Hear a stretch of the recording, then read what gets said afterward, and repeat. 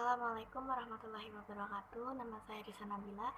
Saya dari semester 2 kelas E Sastra Inggris. Saya akan menjelaskan apa yang telah disampaikan oleh Syekh Mu'ad Ali, yaitu pertama, ada definisi Al-Quran. Al-Quran adalah firman Allah yang diturunkan kepada Nabi Muhammad untuk mengalahkan musuh dengan satu surah darinya dan menerangkan akidah-akidah dan hukum-hukum.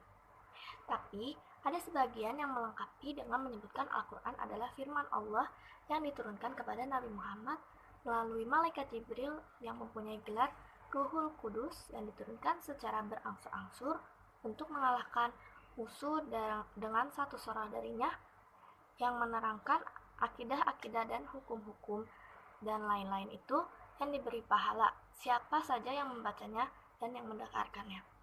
Tapi ada juga di sini penjelasan lain, Al-Quran adalah pegangan umat Islam yang menunjuki umat kepada jalan yang lurus serta diridhoi Tuhan semesta alam, yaitu Allah Subhanahu wa Ta'ala. Al-Quran dan sains. Fakta ilmiah dalam Al-Quran terbukti kebenarannya yang banyak ditemukan oleh para ilmuwan. Setiap rasul yang diutus Allah Subhanahu wa Ta'ala kepada manusia dibekali dengan keistimewaan yang disebut mukjizat. Mukjizat ini bukanlah kesaktian ataupun tipu muslihat yang memperdayai umat manusia, bukan, melainkan kelebihan yang Allah berikan untuk meneguhkan kedudukan para rasulnya dan mempertegas seruan atau dakwah mereka agar manusia beriman kepada Allah Subhanahu wa Ta'ala dan tidak mempersekutukannya. Namun, setiap mukjizat Nabi itu dan Rasul berbeda-beda. Hal ini disesuaikan dengan karakter dan kondisi kaumnya yang menjadi objek dakwah. Lalu, apa sih mukjizat Nabi Muhammad? Para ulama sependapat.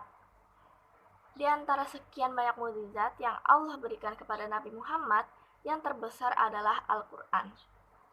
Al-Quran adalah kitab suci penyempurna kitab-kitab suci para nabi sebelumnya. Al-Quran bukan hanya petunjuk untuk mencapai kebahagiaan hidup bagi umat muslim, tapi juga untuk seluruh manusia. Salah satu keajaiban Al-Quran adalah terpelihara keasliannya dan tidak berubah sedikit pun sejak pertama kali diturunkan pada malam 17 Ramadan 14 abad yang lalu hingga kiamat nanti. Ada hal yang sangat penting yang perlu dikemukakan di sini. Dalam ayat tersebut, Allah telah menyebut tentang gerakan gunung sebagai mana mengapungnya perjalanan awan. Dipertanyakan lagi adalah salah satu keajaiban Al-Quran bahwa fakta ilmiah ini yang baru-baru saja ditemukan oleh para ilmuwan telah dinyatakan dalam Al-Quran. Yang selanjutnya itu ada biologi. Yang pertama, bagian otak yang mengendalikan gerak kita. Dalam Quran Surat Al-Alaq ayat 15-16, yang artinya, ketahuilah sungguh jika dia tidak berhenti, niscaya kami tarik ubun-ubunnya, yaitu ubun-ubun orang yang mendustakan lagi durhaka.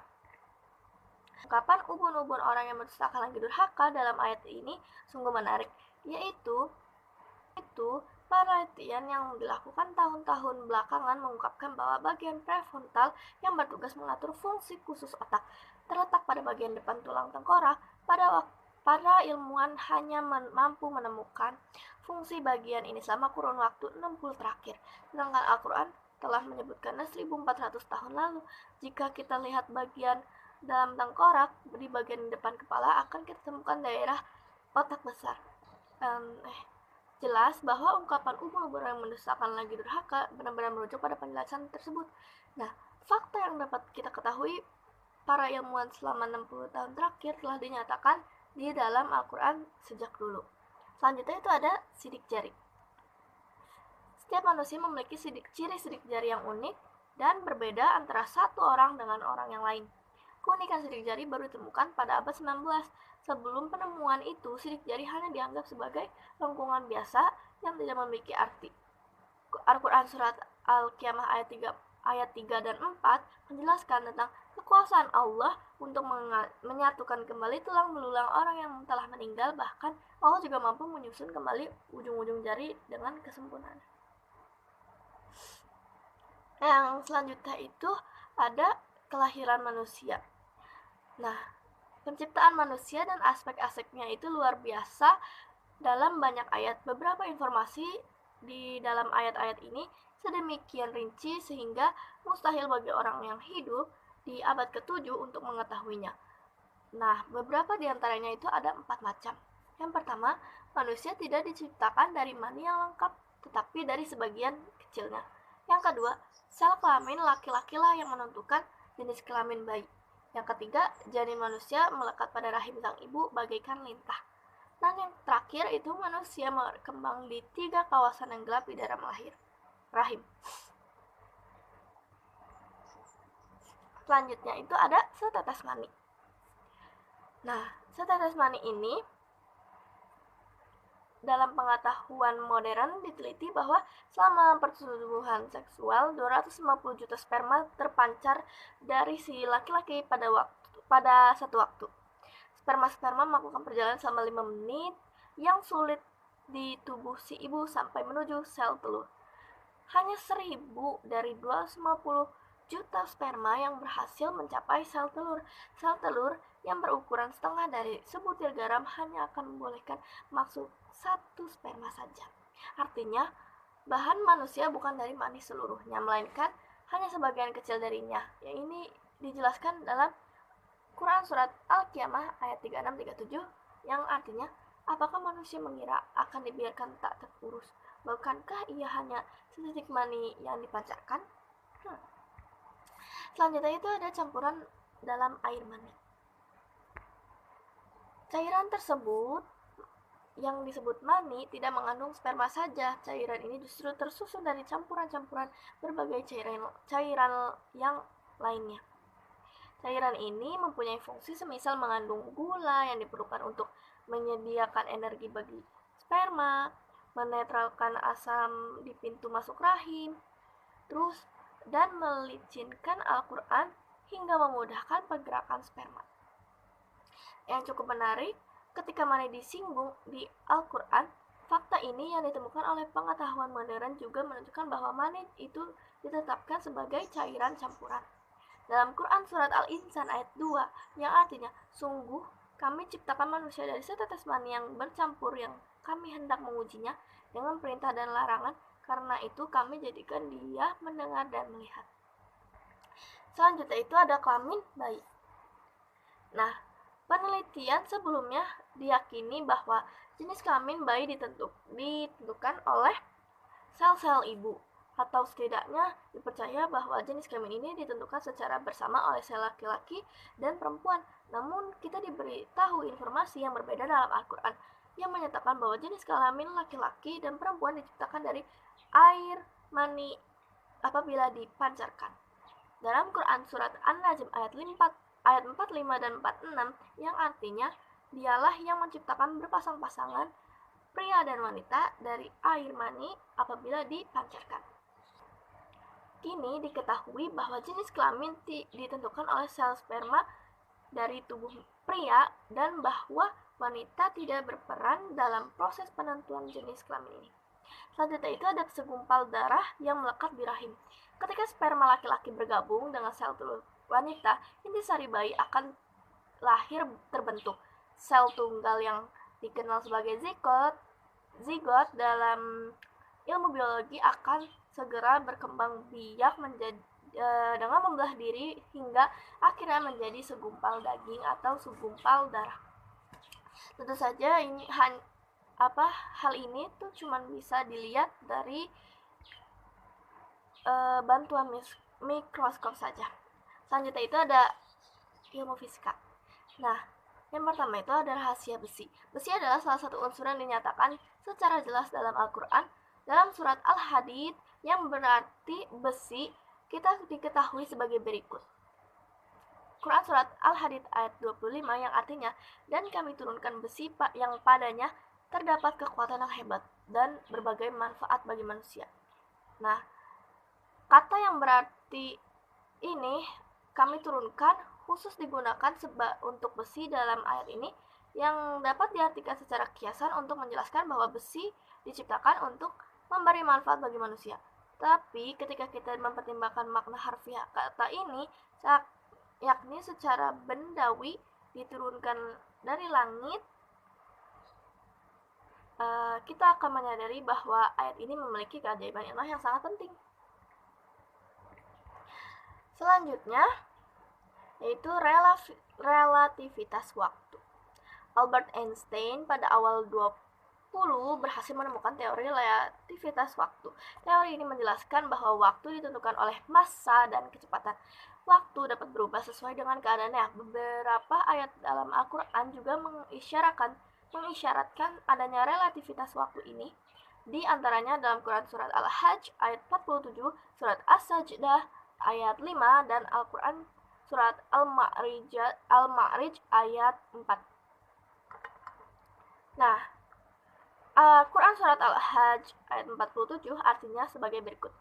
Dan mereka meminta kepadamu agar azab itu disegerakan. Padahal Allah sekali-sekali tidak akan menyalahi janjinya. Sesungguhnya sehari di sisi Tuhanmu adalah seperti 1000 tahun menurut perhitunganmu. Nah, selanjutnya ada penciptaan yang berpasang-pasangan, yaitu pada Quran surat Yasin ayat 36 yang artinya Maha Suci Tuhan yang telah menciptakan pasangan-pasangan semuanya, baik dari apa yang ditumbuhkan oleh bumi dan dari diri mereka maupun dari apa yang tidak mereka ketahui. Meskipun gagasan tentang pasangan umumnya bermakna laki-laki dan perempuan atau jantan dan betina, namun ungkapan maupun dari apa yang tidak mereka ketahui di dalam ayat tersebut memiliki cangkupan yang lebih luas. Fakta ini dinyatakan dalam sebuah sumber ilmiah, yaitu setiap partikel memiliki antipartikel dengan muatan yang berwarna. Dan hubungan ketidakpastian mengatakan kepada kita bahwa penciptaan berpasangan dan permusnahan berpasangan terjadi di dalam vakum di setiap saat, di setiap tempat. Selanjutnya itu ada astronomi, yaitu pertama pemisahan langit dan bumi. Dalam Quran surat Al-Anbiya ayat 30, yang artinya, dan apakah orang-orang yang kafir tidak mengetahui bahwasannya langit dan bumi itu keduanya dahulu adalah sesuatu yang padu, kemudian kami pisahkan antara keduanya, dan dari air kami jadikan segala sesuatu yang hidup, maka mengapakah mereka tiada juga beriman? Keterangan yang diberikan Al-Quran ini bersesuaian penuh dengan penentuan ilmu pengetahuan masa kini. Kesimpulan yang didapat dari astrofisika saat ini adalah bahwa seluruh alam semesta beserta dimensi materi dan waktu muncul menjadi ada sebagai hasil dari suatu ledakan raksasa yang terjadi dalam sekejap. Selanjutnya yaitu ada mengembangnya alam semesta. Dalam Al-Quran diturunkannya 14 abad silam di saat ilmu astronomi masih terbelakang mengembangnya alam semesta digambarkan sebagai berikut ini. Dalam Quran ke surat 51 ayat 47 artinya, dan langit itu kami bangun dengan kekuasaan kami dan sesungguhnya kami benar-benar meluaskannya. Kata langit sebagaimana dinyatakan dalam ayat ini digunakan di banyak tempat dalam Al-Quran dengan makna luar angkasa dan alam semesta. Di sini sekali lagi kata tersebut digunakan dengan arti ini. Dengan kata lain, dalam Al-Quran dikatakan bahwa alam semesta mengalami perluasan atau mengembang, dan inilah kesimpulan yang dicapai untuk ilmu pengetahuan masa kini. Yang selanjutnya itu ada garis edar tata surya. Tatkala merujuk kepada matahari dan bulan di dalam Al-Quran ditegaskan bahwa masing-masing bergerak dalam orbit atau garis edar tertentu. Dalam Quran surat Al-Anbiya ayat 33 yang artinya, dan dialah yang telah menciptakan malam dan siang, matahari dan bulan. Masing-masing dari keduanya itu beredar di dalam garis edarnya. Disebutkan pula dalam ayat yang lain bahwa matahari tidaklah diam tetapi bergerak dalam garis edar tertentu, yaitu dalam Quran surat Yasin ayat 38 yang artinya, dan matahari berjalan di tempat pengedarannya, demikianlah ketetapan yang maha perkasa lagi maha mengetahui. Nah, fakta-fakta yang disampaikan dalam Al-Quran ini telah ditemukan melalui pengamatan astronomis di zaman kita. Menurut perhitungan para ahli astronomi, matahari bergerak dengan kecepatan luar biasa yang mencapai 720.000 km per jam ke arah bintang Vega dalam garis edar yang disebut solar apex. Ini berarti matahari bergerak sejauh kurang lebih 17.280 km dalam sehari. Bersama matahari, semua planet dan satelit dalam sistem gravitasi matahari juga berjalan menempuh jarak ini. Selanjutnya, semua bintang di alam semesta akan berada di dalam satu gerakan serupa yang terencana. Keseluruhan alam semesta yang dipenuhi oleh lintasan dan garis edar seperti ini dinyatakan dalam Al-Quran surat Az-Zariyat ayat 7 yang artinya demi langit yang mempunyai jalan-jalan. Nah, semua orbit ini telah ditetapkan berdasarkan perhitungan yang sangat teliti dengan cermat. Yang membangun dan memelihara tatanan sempurna ini adalah Allah Subhanahu wa Ta'ala, pencipta seluruh semesta alam. Sekian penjelasan dari saya sendiri. Kurang lebihnya mohon maaf. Wassalamualaikum warahmatullahi wabarakatuh.